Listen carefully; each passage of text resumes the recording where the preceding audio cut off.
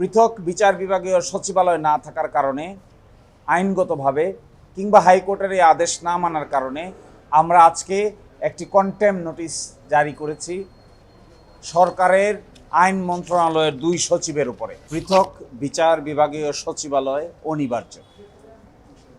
মাজদার হোসেন মামলার রায়ে এটি প্রথম নির্দেশনা হিসেবে আসে। সর্বশেষ ২রা সেপ্টেম্বর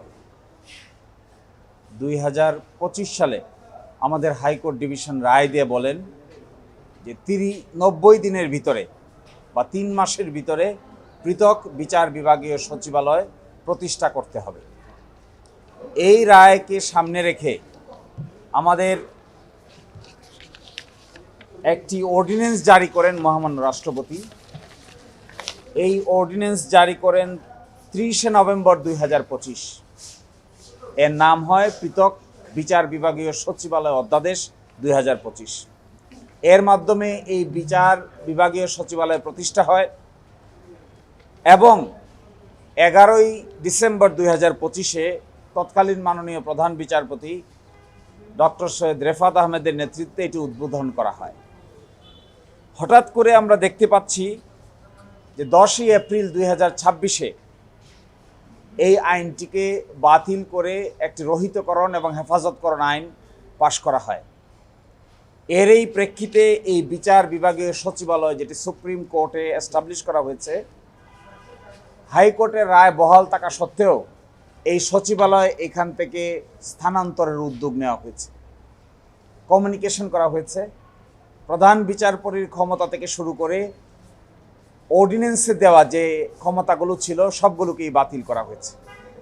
কার্যত পৃথক বিচার বিভাগীয় সচিবালয় না থাকার কারণে আইনগতভাবে কিংবা হাইকোর্টের এই আদেশ না মানার কারণে আমরা আজকে একটি কন্টেম নোটিশ জারি করেছি সরকারের আইন মন্ত্রণালয়ের ২ সচিবের উপরে। ২০০-র বেশি সার্ভিস ও ফিচারে লেনদেনের সব বিকাশ অ্যাপে সম্ভব। একজন হলেন সচিব লেজিসলেটিভ ও সংসদ বিষয়ক বিভাগ, আরেকজন হলেন সচিব আইন ও বিচার বিভাগ। ২ জনের উপর কন্টেম নোটিশ জারি করা হয়েছে। এই কন্টেম নোটিশ জবাব তারা কী দেন এর উপর ভিত্তি করে আমরা কন্টেম পিটিশন দায়ের করব। হাইকোর্টের যে নির্দেশনা আছে এই নির্দেশনা এখনও বহাল আছে। এখনও সুপ্রিম কোর্টে তা স্থগিত হয়নি, অন্য কোনো আদেশও জারি করা হয়নি। যদি তা থাকে তাহলে হাইকোর্টের এই আদেশকে অমান্য করার ক্ষমতা এক্সিকিউটিভের থাকার কথা নয়। এই আদেশ থাকা সত্ত্বেও তারা বিচার বিভাগীয় সচিবালয় স্থানান্তর করছেন, স্থানান্তর করার জন্য কমিউনিকেট করছেন, সব কিছুকে আইন মন্ত্রণালয়ের উপর ন্যস্ত করার জন্য আদেশ দিচ্ছেন। কোন ক্ষমতা বলে তারা দিচ্ছেন?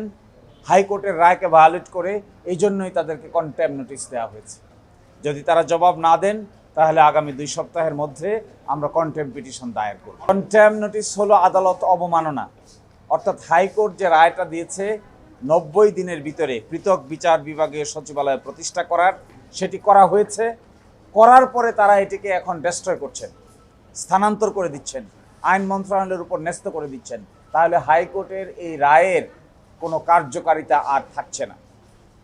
যদি হাইকোর্টের রায় বহাল থাকে, তারা মানেন, তাহলে তারা তো এই ধরনের আদেশ দিতে পারেন না। এই ধরনের আদেশ যদি তারা দেন তাহলে আদালতের প্রতি তাদের অবমাননা হচ্ছে। আদালতের এই নির্দেশ বলবৎ থাকা অবস্থায় এই ধরনের কোনো সার্কুলার, কোনো ইনস্ট্রাকশন, কোনো আদেশ, কোনো প্রজ্ঞাপন যা কিছু জারি করা হবে সব কিছুই হবে আদালতের রায়কে অবমাননার শামিল। এই জন্যই এই কন্টেম নোটিশ দেওয়া হয়েছে। আমরা এক্সপেক্ট করি যে ২ জন সচিব যারা আছেন সরকারের আইন মন্ত্রণালয়ের, তারা এই সমস্ত কাজ থেকে বিরত থাকবেন। এখানে যে সচিবালয় ফাংশন শুরু করেছিল তা ফাংশন করবে। যতক্ষণ আদালতের রায় আছে ততক্ষণ করবে। আদালতের রায়কে যদি তারা চ্যালেঞ্জ করেন তারা করতে পারেন, উচ্চ আদালতে যেতে পারেন, কিন্তু তারা উচ্চ আদালতে যাননি, কোনো মামলা ফাইল করেননি, কোনো আপিল ফাইল করেননি।